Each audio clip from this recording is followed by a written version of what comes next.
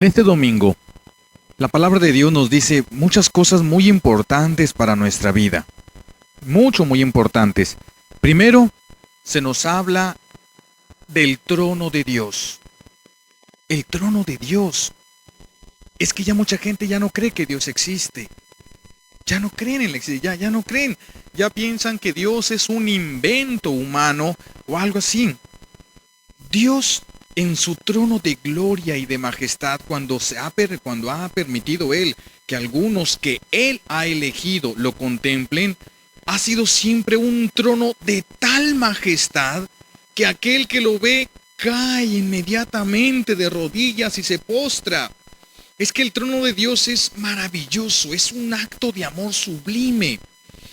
Este Dios todopoderoso, todo grande, todo misericordioso, cuando te creó, solamente te creó con la intención de amarte, porque servidores a Dios le sobran. Dice San Juan que son millares y millares los que están a su servicio. Por lo tanto, Dios no necesitaba un sirviente cuando te creó. Quería alguien a quien amar, con quien compartir, a quien darle de su misma vida. Esto es bien hermoso. Ese es Dios, el que el mundo no conoce. Porque si lo conociera, no estaríamos como estamos. Este Dios es tan misericordioso cuando da. Hoy lo vemos, por ejemplo, en el Evangelio, cuando se sube a la barca de Simón y empieza a predicar. Él hablaba a todos los que quieran escucharlo. De ahí va a venir ese milagro, les va a decir, aléjate, Pedro, bueno, era Pedro, era Simón, aléjate, Simón, de aquí va, y echa las redes para que saques pescado. Y le dice Simón era un pescador. Le dice Simón, Señor, hemos trabajado toda la noche y no hemos podido pescar nada. Están como en Cedro, yo lo único que pesco allá en la isla son resfriados. Soy malo para la pesca, pero le echamos ganas.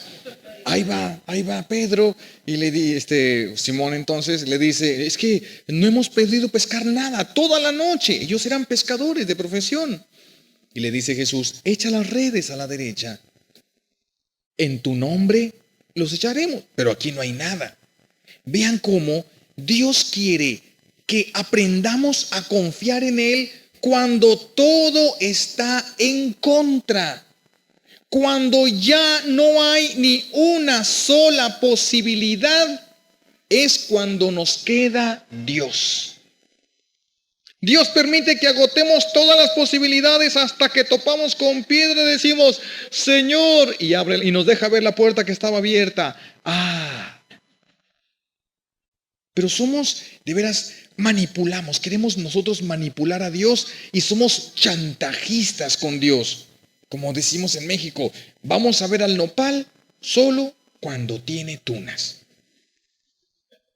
Solo cuando necesitamos de un milagrito, Diosito. Ya no ocupamos el milagrito y Dios queda relegado al olvido hasta la próxima necesidad. No, eso no es lo que Dios quiere. Dios quiere hijos. Dios te creó para que fueras su hijo, su hija muy amada, su hijo muy amado. Pero necesitamos estar cerca de Dios. Díganme ustedes, porque todas las mamás y los papás siempre dicen, yo a mis hijos los quiero a todos igual. Pero siempre hay uno que es más barbero. Siempre hay uno que está pegado a las faldas de la mamá. Siempre hay uno con el que su mamá platica todo. El otro es más retiradito, es más callado, es más indiferente. Pero el otro se la pasa platicando con su mamá y le saca pulgas y piojos. Y ahí anda con su mamá. O sea, ese hijo va, se acuesta y su hijo va y se le acurruca y se le encima y la mamá está contenta. Y los otros que no están acostumbrados empiezan, ay sí, ese es tu chiquiado, nomás a él lo quieres, a mí ni me quieres, nomás a él. Pero ¿qué es lo que pasa? Que sí se acerca, los otros no. Los otros le sacan la vuelta, entonces el permiso lo sacan por medio del empalagoso de su mamá. Dile a mi mamá que nos deje. Y ahí va, ándale mami, mira que. Y la mamá, no, porque mami, mira que. Ándale pues, váyanse. Ese hijo, el que está más cerca, es el que conoce más a la mamá y la mamá lo conoce a él y por eso le saca todo. ¿Por qué nosotros no le sacamos todo a Dios? Porque no confiamos, porque no nos acercamos, porque no hemos aprendido a convivir con Dios. No hemos aprendido a aventarnos sobre sus hombros. No hemos aprendido a despeinarlo. No hemos aprendido a darle un beso a Jesús. No hemos aprendido a darle un beso a Dios Padre. Es un Dios por allá, lejos. Un Dios encerrado en el sagrario. La gente nomás se porta bien en misa. Y a veces ni ahí. Es un Dios escondido hasta ahorita. No, Dios quiere hijos que lo conozcan, que confíen en Él y que lo amen. Que cuando alguien hable mal de Él digan, ¿mi papá sí? Ay, no lo conoces. No, hombre, si vieras mi padre cómo es. Porque miren, imaginen un hombre que tiene un viñedo y tiene esclavos, tiene sirvientes y tiene un hijo. Al esclavo le dice, quiero que mañana te levantes y vayas a trabajar en esta parte de mi viña. Al sirviente le dice, te voy a pagar para que mañana me hagas este trabajo en mi viña. Los dos obedecen, uno porque está obligado y el otro porque le interesa. Pero el hijo se para a un lado del papá y ve que el papá se queda viendo y dice, qué bueno sería acomodar esta tierra de aquí. Qué importante sería abonar estos árboles y todo. Y el hijo hace suyas las propuestas de su papá. Y quiere ser como su papá. El hijo que ama a su papá quiere ser como su papá. Si su papá se pone botas, él se pone encima las botas grandísimas y enormes de su papá. Porque quiere ser como su papá, lo ama. Si su papá usa lentes, ya le anda porque le pongan lentes. Si su papá está calvo, ya anda queriéndose mochar las greñas. Quiere parecerse a su papá. Así Dios quiere que nos estemos muriendo de ganas por parecernos a Él, a nuestro Padre. Muriéndonos de ganas, interesados. El hijo no es esclavo, el hijo no es sirviente y va compartiendo con su papá los intereses y quiere aprender a usar el tractor como su papá y quiere aprender a hacer allá como su papá y escucha todo lo que su papá, y él va a las tierras de su padre porque las preocupaciones de su papá son sus preocupaciones. Los intereses de su papá son sus intereses. Y entonces el papá se goza cuando su hijo va trabajando a un lado de él. Padre e hijo trabajando en la misma faena. Y el padre se goza. Eso es lo que Dios quiere. Dios ha hecho toda esta creación. Todo cuanto pueden ver nuestros ojos ha salido de las poderosas manos de nuestro Padre Celestial y las ha hecho de manera que puedan perfeccionarse. Y entonces para esa perfección entrega este trabajo a sus hijos, a nosotros, para gozarse, viendo cómo administramos sus bienes, administramos lo que Él ama, con el mismo amor con el que Él lo ama. Eso significa que Cristo murió por nosotros, que somos sus hijos, sus herederos. Imagínense el papá que tiene, el hombre que tiene ese viñedo y todo, y tiene una parte, una tierra que nunca se ha cultivado, que está llena de piedras y de cosas, de hierba, y él tiene en mente un día trabajar esa tierra para hacer también de ese lugar un viñedo. Y su hijo, que ya creció, que ya se está haciendo un hombre, le dice, Padre, dame la oportunidad de trabajar ese pedazo de tierra. Y le dice su papá, pues ya está grande su hijo, ya aprendió a cosas, ándele mijo, hágase cargo de eso. Y va el muchacho y saca piedras y mete tractores y pone, hace, lleva, pone ahí riego, ¿verdad? Las mangueras y todo, ¿verdad? Porque las tierras hay que regarlas. Todos ustedes la han regado alguna vez, ¿verdad? Entonces pone mangueras de riego y toda la cosa. Va y le pregunta a su papá, oye papá, ¿cómo le harías si tuvieras este problema? Y la sabiduría del padre le dice, mira, yo haría esto y esto. Va el muchacho, lo pone en práctica y todo aquello, hasta que deja un viñedo. Y luego va y le dice, papá, ven para que veas esto. Y lo para y le dice, mira la tierra aquella que estaba llena de piedras, inservible y inútil. Mira, me costó trabajo, sudé y todo, pero mira. Y el papá, ¿qué diría? Ese es mi hijo. Se siente proyectado en él. Se siente como que su misma vida se va repitiendo en su hijo. Eso es lo que Dios Padre quiere de nosotros. Que nos interesemos tanto en sus cosas, que sus intereses sean nuestros intereses. Eso es lo que Dios quiere. Que sus ideas sean nuestras ideas, que su voluntad sea nuestra voluntad, que sus mandamientos sean nuestra vida. No son un yugo insoportable los mandamientos de Dios. Son leyes pensadas con un amor divino para hacernos felices. Los mandamientos de Dios son leyes pensadas con un amor divino para hacernos felices. Pero no, hemos roto las leyes. Hemos hecho nuestra voluntad. Hemos desviado los ojos de lo que Dios quería. Y entonces nos pasa lo que a Simón. Por más que trabajó toda la noche, no sacó ni un charalito.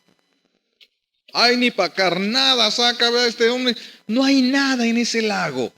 Es que si nosotros nos unimos a Dios, fíjense bien en esto, Dios y yo somos multitud aplastante. Dios y yo, ¿quién más necesitamos? Dios y yo somos multitud aplastante, porque mi Padre Celestial, aquel que está sentado en ese trono de gloria, basta con que lo desee para que las cosas comiencen a realizarse. Todo está en las manos de Dios. Es verdad que no se mueve ni una hoja de un árbol sin la voluntad de Dios. Sí es verdad. Y todo aquello que ha salido de tus manos, todo ese amor que te puede faltar para tu esposo, para tu esposa, toda esa autoridad que ya perdiste para con tus hijos, todo está en las manos de Dios. ¿Todo por qué está destruido? Por nuestra falta de unidad con Dios. Es más, tanto nos falta que ya ni lo conocemos. Cuando Dios crea a Adán y a Eva, Dios los crea con una misma intención para él, pero para que caminaran juntos. Cuando cometen el pecado, que es a través de Eva, que se cuela el enemigo de Dios, viene la sentencia de Dios y le dice a la mujer, te someterás al hombre. Ah, pero ahorita ya no se han querido someter. No, si ahorita somos iguales, pues a ver qué, si me pegas te pego y a ver cómo nos va, pues hemos roto. Fíjense lo que ha pasado con y el gran desequilibrio.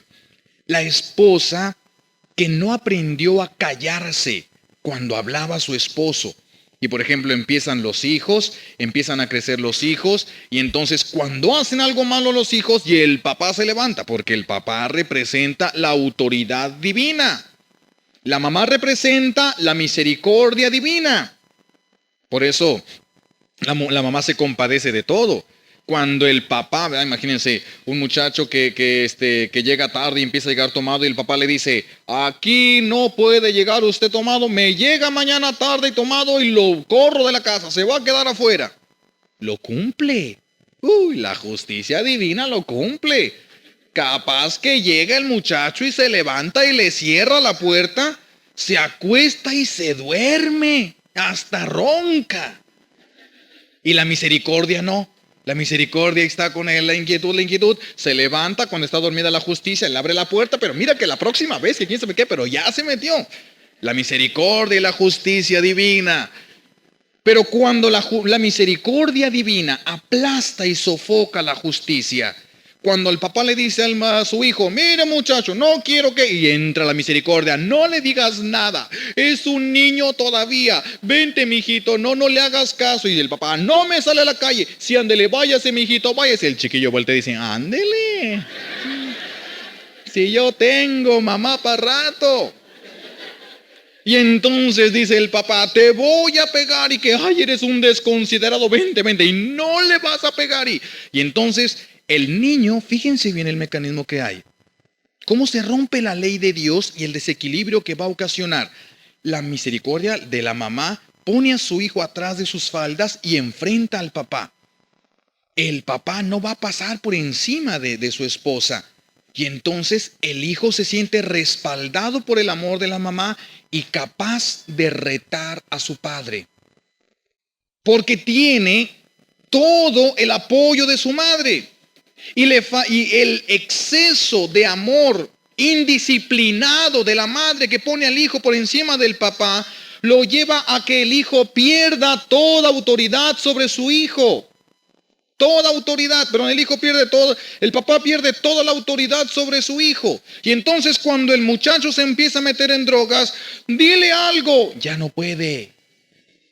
Ya no tiene autoridad, tú se la quitaste. Corrígelo, ya no puede. Ya le robaste con tu amor desordenado por no poner las cosas como Dios quiso en su lugar. No las pones y entonces todo anda mal. Dios no se equivoca. Sus leyes son amorosas. Sus leyes son perfectas.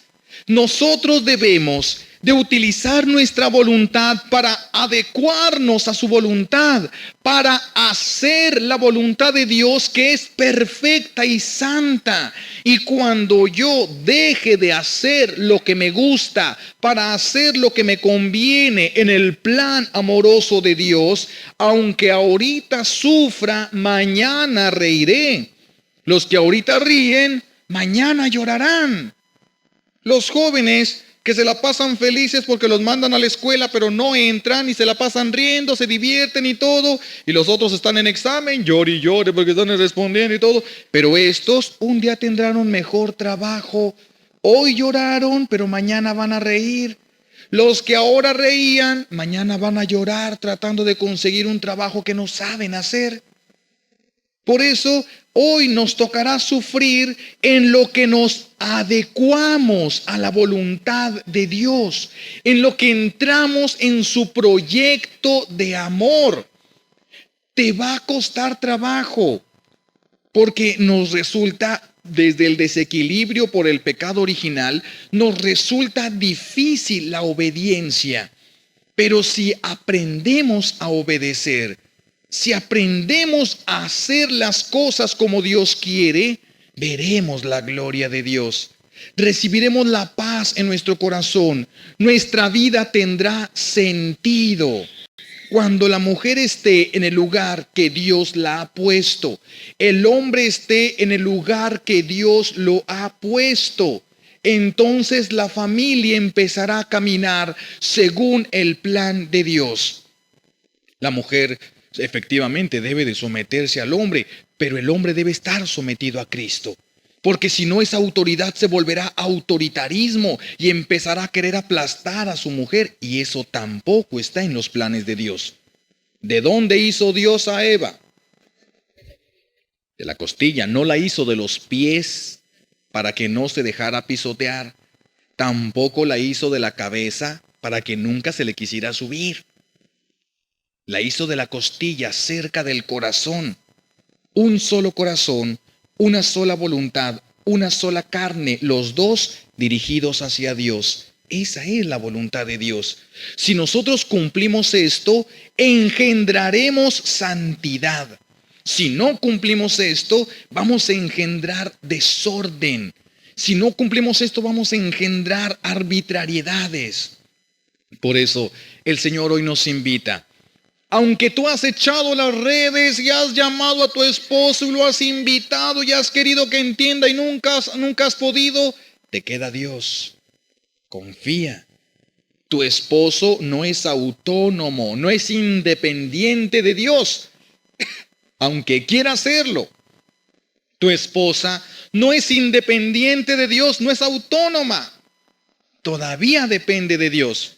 Hermanos, si todos los poderes del infierno no son autónomos, desde la revelación de los ángeles siguen sujetos a la autoridad de Dios. Por eso Dios Padre los pone sometidos al solo nombre de su Hijo y se tienen que someter, les guste o no, quieran o no, les cueste o no, porque ya está decretado por aquel que tiene en sus manos la autoridad de todo lo que ha brotado de sus manos. Me decía un muchacho que andaba metido en muchas cosas malas, que los diablos tenían mucha autoridad y mucho poder. Les digo, mira, si el diablo tuviera poder, lo primero que haría sería dejar de existir. ¿Quién quiere vivir en el infierno? Nadie. Si tuviera un poder real, lo primero que haría sería dejar de existir. Ni eso puede. Porque depende de la existencia de Dios. Y Dios lo ha creado por amor y lo ha creado eterno. Esa fue su decisión y lo tiene Dios donde Él ha decidido. Por su libertad. ¿Dónde estaremos todos nosotros? Donde habremos nosotros de decidir según la forma de vida que llevemos. Vivan como hijos de Dios. Vivan, conozcan las cosas de Dios. Hoy en día hay un montonal de corrientes ideológicas. Hay muchísimas sectas hoy en día que hablan y hablan de cosas tremendas, de interpretaciones personales. Yo no tengo nada en contra de esos hermanos separados. Yo no tengo nada en contra de ellos. Pero yo los he cuestionado. Porque luego ya ven nuestros hermanos traen su Biblia bajo el brazo. Yo tengo allá en la isla de Cedros un grupo de jóvenes que están preparándose para misioneros, para apoyar parroquias, en las parroquias a los sacerdotes. Entonces ya como traen su Biblia y estamos estudiando la Biblia, se pusieron la Biblia bajo el brazo y todo el mundo dijeron, ¿son protestantes? ¿Traen Biblia? Dije yo, ¿qué? ¿Los católicos no podemos tener una Biblia? Lo que pasa es que no se ha acostumbrado nadie a vernos con la palabra de Dios. No se han acostumbrado. A lo mejor ha de ser porque nunca la traemos, pero deberíamos de empezar a traerla para que se empiecen a acostumbrar. Porque fíjense qué importante. Yo les he cuestionado, yo no me peleo con los hermanos protestantes porque hay que buscar un punto de unión. Yo nada más les hago algunos cuestionamientos. Yo a los hermanos, por ejemplo, aquí en esta ocasión, Jesús está predicando, se va a subir a una barca. Hay 2 barcas y escoge la de Simón. Escoge la de Pedro. Jesús está con Pedro. Entonces, esta barca que Dios le va a dejar para dirigir a Pedro es donde está Jesús. Pedro va a ser el vicario de Jesús. Las cosas de Dios tienen que ser bien rectas y tienen que ser bien sinceras y bien hechas. Dios no se anda con cositas. Ya ven, cuando Jesús le deja las llaves a Pedro, cuando Jesús le dice a Pedro que le encarga a sus ovejas y a sus corderos, y luego le dice Jesús a Pedro, sígueme. Pedro se da cuenta, el discípulo amado era Jesús, pero el discípulo amado es Juan, pero Jesús le está dejando la autoridad a Pedro. Entonces Pedro, fíjense, en un ratito se le sube la soberbia. Y le dice, si ya soy ahorita yo el mero mero, ¿y qué va a pasar con este? Y voltea a Jesús y ¿qué le dijo? ¿A ti qué te importa? ¿A ti qué te importa si yo lo quiero dejar hasta que regrese? ¿A ti qué? Tú cumple lo que te estoy pidiendo a ti. Cada quien debe cumplir lo que le está pidiendo a él. Cada quien.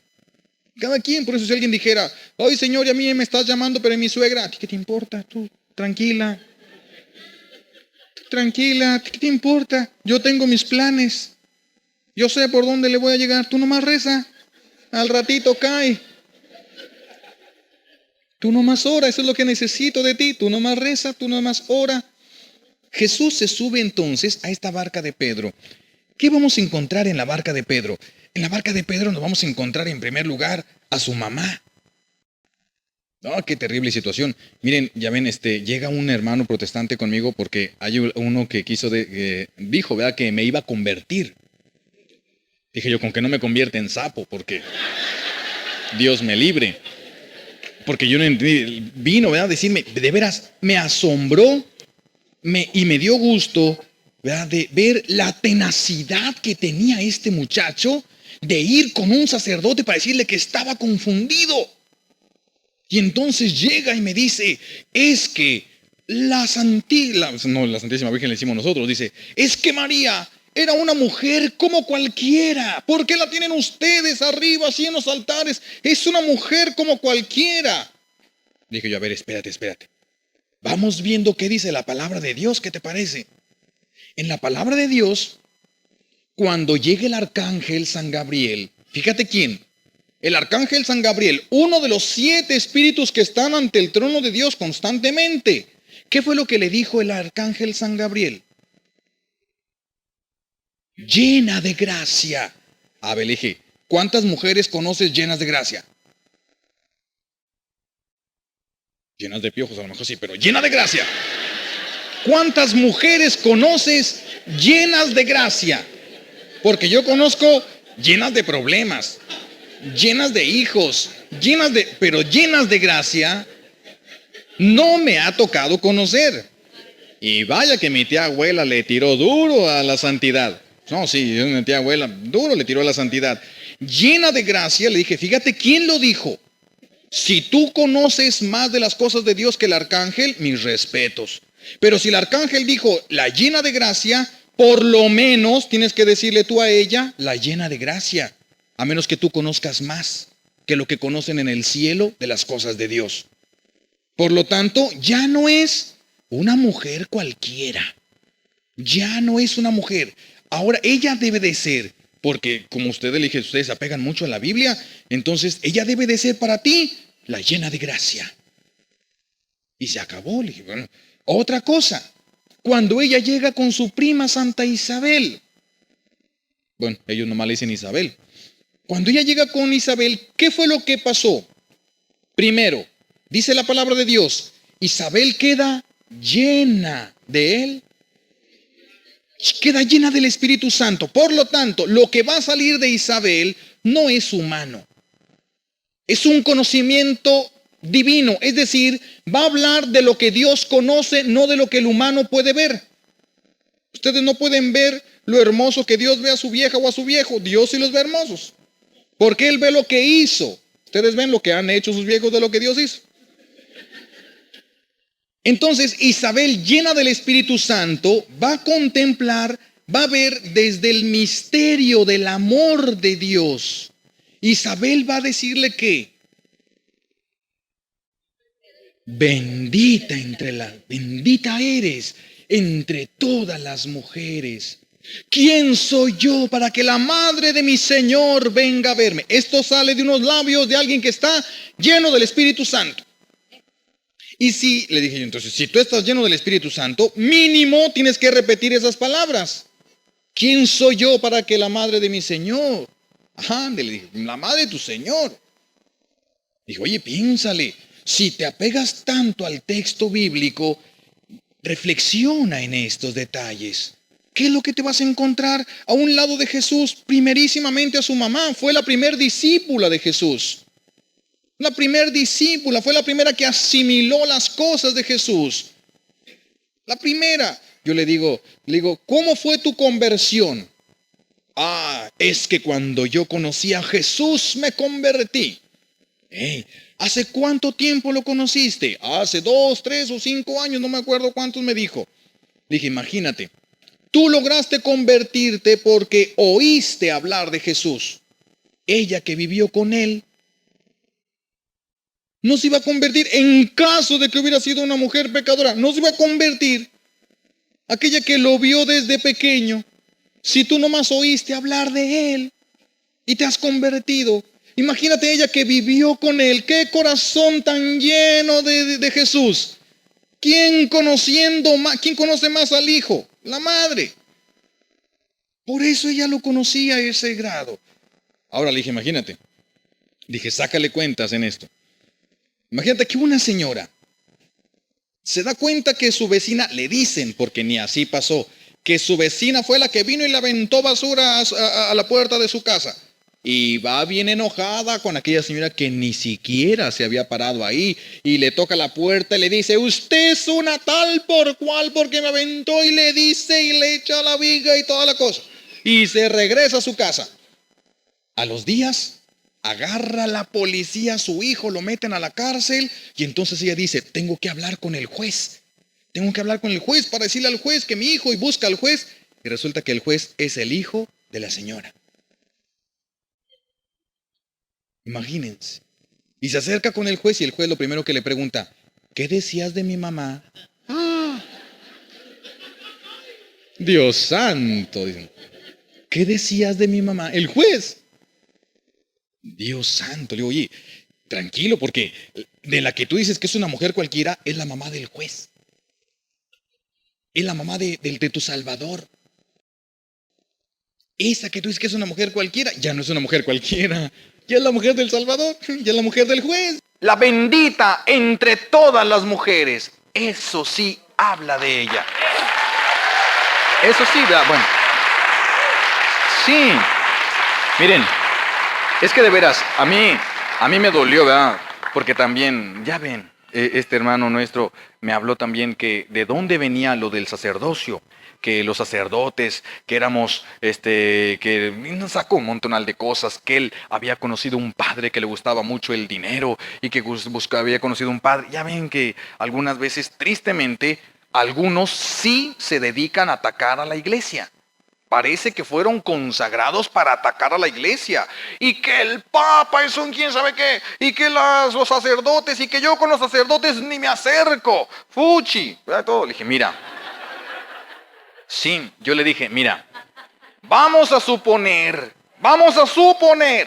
que tú tienes la razón y que los sacerdotes somos enemigos. Dime cuál es la doctrina de Jesús.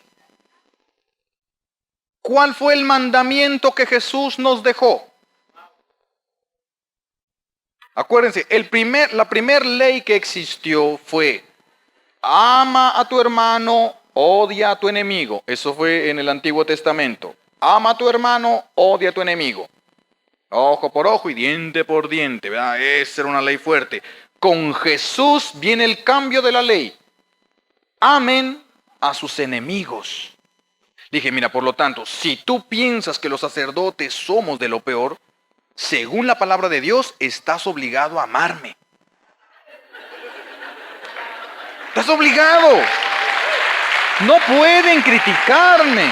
Miren, si el Papa es lo peor, mientras siga siendo hombre sobre la tierra, también entra dentro de la ley de Dios y deben amar a su enemigo.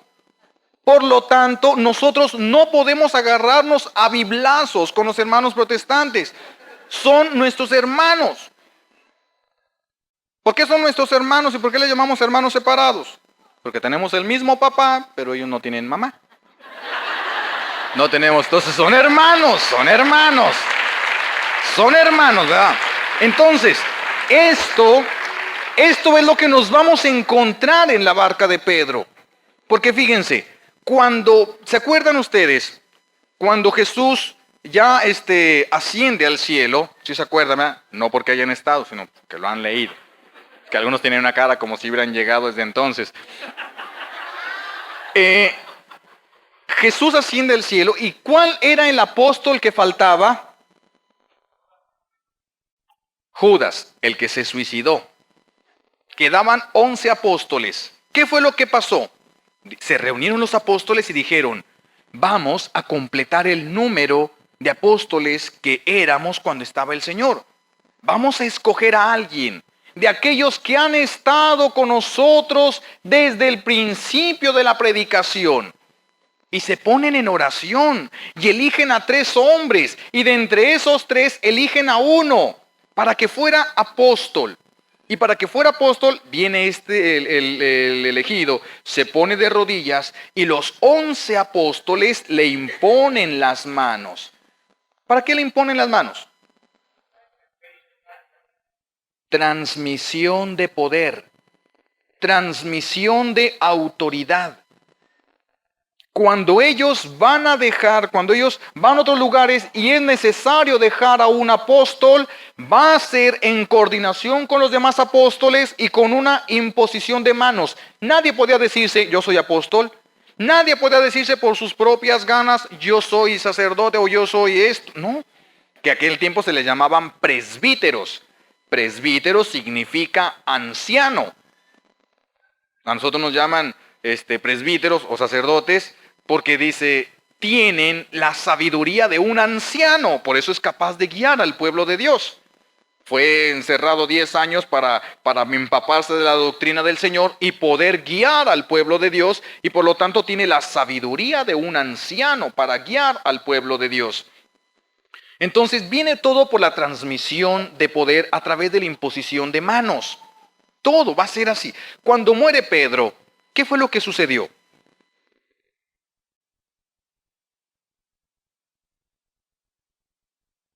¿Mande? Cuando muere Pedro, se reúnen los apóstoles, ya habían muerto de los 12, pero ya había más que habían sido hechos apóstoles a través de la imposición de manos, y dicen, tenemos que buscar ahora a alguien que tome el lugar de Pedro, que tome el lugar de ser cabeza, porque donde no hay cabeza es un descontrol. ¿Alguien de ustedes ha visto un pollo correr sin cabeza? Bueno, ya ven que cuando uno mata un pollo, cuando mata un pollo uno y se le suelta, anda pegando brincos, aletazos y aventando sangre por todos lados cuando no tiene cabeza. Jesús sabía que necesitábamos una cabeza, por eso dejó a Pedro como cabeza. Los apóstoles lo entienden y dicen, elijamos a uno entre nosotros que ocupe el lugar de Pedro. Se elige a Lino. Lo ponen al frente y la imposición de manos. Y entonces Lino pasa a tomar el lugar de Pedro. Y desde entonces, muere Lino y viene otro a tomar su lugar. Muere este y viene otro a tomar su lugar. Muere este y viene una cadena ininterrumpida. Ahorita llevamos desde Pedro para acá, son 264. Sí, ¿verdad? El próximo es el Padre Ángel. 264. El próximo es... Hasta ahorita, si no me equivoco, llevamos 264 sucesores de Pedro. Jesús sabía que necesitábamos una piedra firme, por eso le cambia el nombre de Simón a piedra. Eso es lo que significa Pedro, porque necesitábamos algo que no se moviera. Es decir, necesitábamos que las Sagradas Escrituras no anduvieran de un lado para otro en la interpretación. Que no anduvieran de un lado para otro. Porque, por ejemplo, para ustedes, ¿qué es huila? ¿Qué significa huila? ¿Vale? ¿Niño? ¿De dónde? ¿De dónde son? ¿De Poza Rica? Costa Rica, huilo significa niño. ¿En otro lugar significa otra cosa? ¿En dónde? En México, en la Ciudad de México, huila es una mujer que se dedica a la vida fácil, pero que es la más difícil. En otro lugar, huila, ¿qué significa? Una tabla. Una persona delgada, huila. Uy, está bien huila, bien delgadita. En otros lugares, huila significa una persona que le falta un pedazo de pie y camina así. Uy, anda huila. Sí. Entonces, si Jesús, si dijeran la palabra de Dios y Jesús venía con una huila, ¿con quién venía? ¿Con un niño? ¿Con una mujer de la calle? ¿Con una mujer que cojeaba? Entonces era una enferma que le iba a... ¿Con quién venía? Uy, las Sagradas Escrituras se van. Si no hay una piedra donde se detenga, se nos va la interpretación al sueño de los santos por allá. No, necesitábamos una piedra firme que no se moviera. Esto es lo que Jesús quiso decir con eso que dijo. Esto es lo que Cristo quiso decir con eso que dijo. Porque ya ven, hoy hay mucho problema eso de que todas las Biblias son iguales. No. Ni de color siquiera. Imagínense, fíjense nomás, porque muchos me dicen, padre, yo he leído la Biblia de ellos y es la misma. Es que se necesita, hermanos, un ojo clínico. Voy a ponerles un ejemplo rapidito. Imaginen ustedes un muchacho que lo meten a la cárcel y no saben si lo van a matar o no, y llega un telegrama. Y en el telegrama, aunque ya no hay telegramas aquí, un email, o ¿cómo le llaman esos? Email, o quién sabe cómo le llaman, esas cosas. Llega, como en la isla no hay nada de eso, que me preocupa. Ni a internet llegamos, que vamos a andar conociendo. El teléfono, y a veces cuando me mandan carta, nosotros todos los días mando a la secretaria allá a la playa a ver si hay botellitas. No es cierto. No es tanto así. No es cierto, no es tanto así.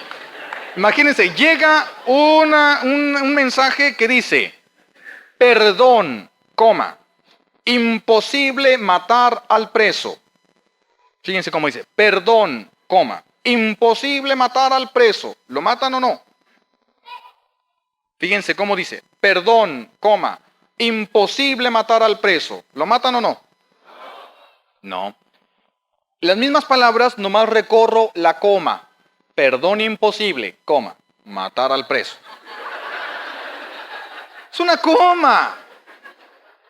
Es una coma. La diferencia entre la vida y la muerte puede estar en una coma.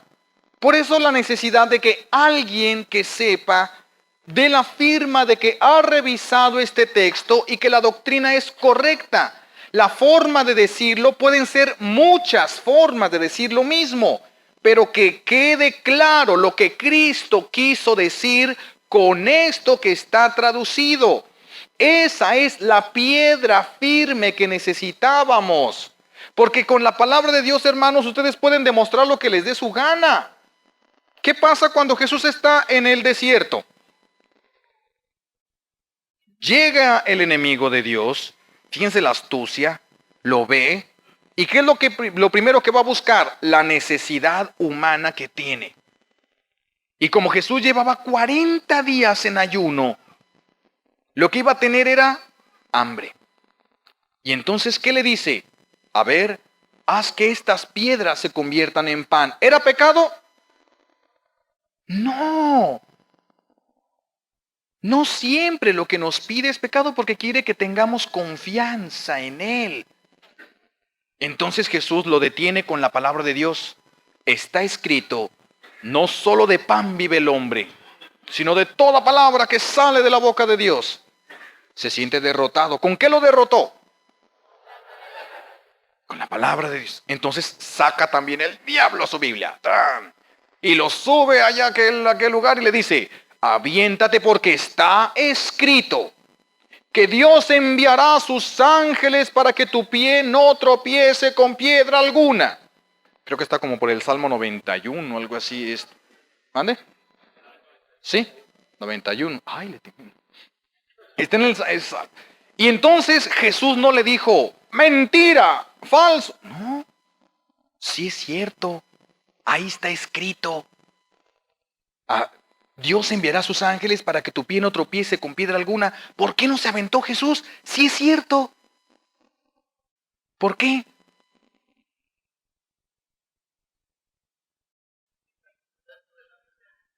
Pero ¿por qué? Si es cierto esto, ¿por qué no se aventó? Porque está mal aplicado.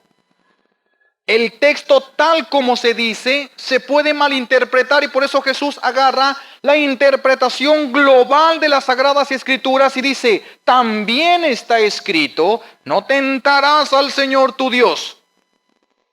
Vean cómo con la palabra de Dios se puede jugar. Se puede jugar. Y nos dicen, está escrito. Lo de los santos, por ejemplo, y dice, aquí en el Salmo dice, tienen boca y no hablan, tienen oídos y no oyen, tienen pies y no caminan. Ahí está como tienen ustedes ídolos. Ay, los santos, nosotros no son ídolos. Ídolo es aquello que toma el lugar de Dios. Aquello que suple el lugar de Dios, ese es un ídolo. Si el domingo tienes que venir a la Santa Misa, pero prefieres quedarte a lavar tu carro, ese carro toma el lugar de Dios, se convierte en tu ídolo. Te vas a trabajar porque quieres tener una mejor casa y esto, el dinero toma el lugar de Dios, se convierte en tu ídolo. Nosotros no decimos que San Francisco es Dios. ¿Alguien piensa que San Francisco es Dios? Por lo tanto, si no está tomando el lugar de Dios, no es un ídolo. No es un ídolo. Ya ven, hay tantas cosas que yo quisiera. Es que todo eso estaba en la barca de Pedro. Me decía el hermano me decía, ustedes, ¿cómo decía? Para acordarme bien de la pregunta. Tienen imágenes. Y Dios no quiere imágenes, porque dice, y sacó luego el texto bíblico, ¿verdad? En el Éxodo, donde el Señor prohíbe toda imagen, Deuteronomio, ¿verdad? También prohíbe toda imagen el Señor. Le dije, mira, en el Éxodo viene, ¿verdad? Que Dios, cuando va a sacar al pueblo de Israel, dije, vamos a entender las cosas, vamos a entenderlas. Cuando Dios saca al pueblo de Israel de Egipto, ¿cuántos años tenían ahí de esclavos? 400. Por lo tanto, ya los eran hijos de los hijos de los hijos. Por lo tanto, estos habían nacido y habían bebido de la doctrina y de las cosas de Egipto. Estaban llenos de ídolos, ellos sí.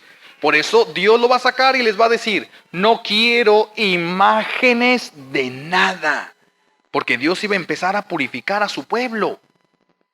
Por eso, ya cuando entre el pueblo en purificación, más adelante, ¿qué es lo que le va a decir Dios a Moisés?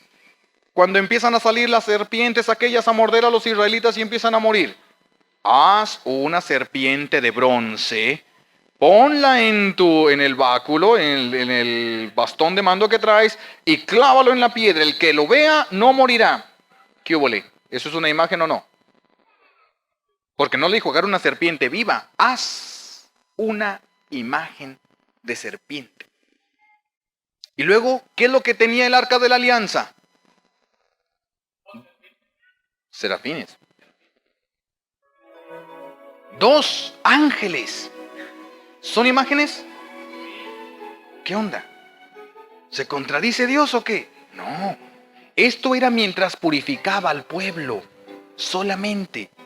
Ya con esto termino, porque esta idea me interesa mucho que quede bien claro. Imaginen ustedes que Dios me habla a mí y me dice, Carlos, quiero que le digas a mi pueblo que yo soy uno, omnipresente, omnipotente. Pues si yo les digo así, ¿quién me va a entender? Nadie. Yo tengo que tomar esto que Dios me dice e interpretarlo. Se lo voy a decir a los jóvenes. Entonces yo voy con los jóvenes y traigo ese mensaje de Dios y veo que los jóvenes andan tristes. Y le digo yo al joven, mira, yo te veo como que te sientes solo. Dios está en todas partes, eso significa omnipresente. Dios siempre está contigo. No lo ves, a lo mejor no lo sientes, pero Dios siempre está contigo, te acompaña porque te ama. Dios es omnipotente. Entonces yo me acerco y le digo al joven, mira, ya caíste en drogas, pero hay alguien que te puede sacar. Hay alguien que tiene el poder suficiente para sacarte de las garras de eso. Dios es omnipresente, omnipotente. Dios es uno, Dios no cambia. No creas, mira, es que a lo mejor me dice el joven, no, es que Dios se va a enojar. No, Dios siempre está feliz, Dios siempre está contento. Una cualidad de Dios es ser alegre y quiere que tú seas alegre juntamente con Él. Entonces voy juntando y yo digo, por ejemplo, agarro una expresión, porque aquí las expresiones no las conozco, pero una expresión de allá de Tijuana, no sé si aquí la tengan, es algo que les gusta mucho a los jóvenes y dicen, está bien curado. ¿Aquí no tienen esa expresión? Bueno, por allá dicen una expresión, está bien curado. ¿Cómo estaba la película? Uy, bien curada. Uy, hay que ir a ver esa película. ¿Cómo estuvo la reunión? Bien curada. Uy, bien. Entonces yo agarro la expresión de los jóvenes de Tijuana, donde Dios me ha enviado, y apuntamos en un libro. Dios es bien curado. Sí, es que todos lo entienden allá. Pero pónganle 10 años o 20 años, no 2000 como tiene la Sagrada Escritura del Nuevo Testamento, sino nada más pónganle 50 años adelante, como aquí. Nadie entiende la expresión bien curado. Si nosotros agarramos el libro y leemos, Dios es bien curado. ¿Qué significa? se enfermó y se sanó bien. ¿Qué significa esto? O sea, que Dios se puede enfermar, entonces, ya no es tan poderoso, se puede enfermar y el que se enferma se puede morir. Fíjense nada más. Entonces, tiene que hacerse todo un estudio. Por ejemplo, dentro de 500 años alguien agarra ese libro y dice, Dios es bien curado. A ver, primero, ¿quién lo dijo? Vámonos a la historia. Lo dijo Carlos. Pero ¿quién era Carlos? Porque si Carlos es un político, habla de política. Si Carlos es un economista, va a hablar de dinero. Si Carlos es sacerdote, va a hablar de las cosas de Dios. Entonces, esto se refiere a la forma de ser de Dios. Carlos, que era un sacerdote. Pero ¿en qué año vivió Carlos? El padre Carlos vivió en el año 2001. En el año 2001, ya tenemos estos datos. Ahora, ¿a quién se lo dijo? Porque si se lo voy a decir yo al grupo de viejitas que tengo en la isla, no les voy a decir bien curado. Les voy a decir adaptado al lenguaje de estas viejitas. Por lo tanto, tengo que preguntarme a quién se lo dijo. Se lo dijo a los jóvenes. ¿De dónde? Porque aquí ustedes no entienden bien curado. Aquí tendría que utilizar otra palabra. Si me voy al sur de México, otra palabra. Si me voy, entonces, ¿de dónde? Hay que estudiar de dónde. Estaba en Tijuana. Y después de eso tenemos que preguntarnos, los jóvenes de Tijuana que vivieron en el año 2001, ¿qué pensaban cuando alguien decía bien curado? Pensaban todo esto. Esto es Dios. Por eso el texto no se saca así, ¡tarán! Aquí dice, no, hay que analizar quién lo dijo, cómo lo dijo, por qué lo dijo, a quién se lo dijo, en qué año lo dijo, qué entendían aquellos cuando se decía esto. Por eso no es un sacar citas bíblicas al azar para empezar a pelearnos si tenemos un mismo corazón.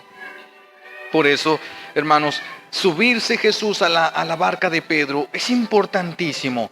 Marca dónde está Jesús. Y a nosotros nos corresponde, como dice San Pablo, saber dar razón de lo que creemos.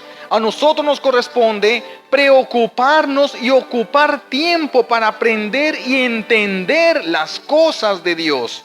Si somos ignorantes en las cosas de Dios, es por culpa nuestra y no por culpa de Dios. Por eso tenemos que aprender. Jesús se subió a la barca de Pedro. Nosotros tenemos que estar donde está Jesús.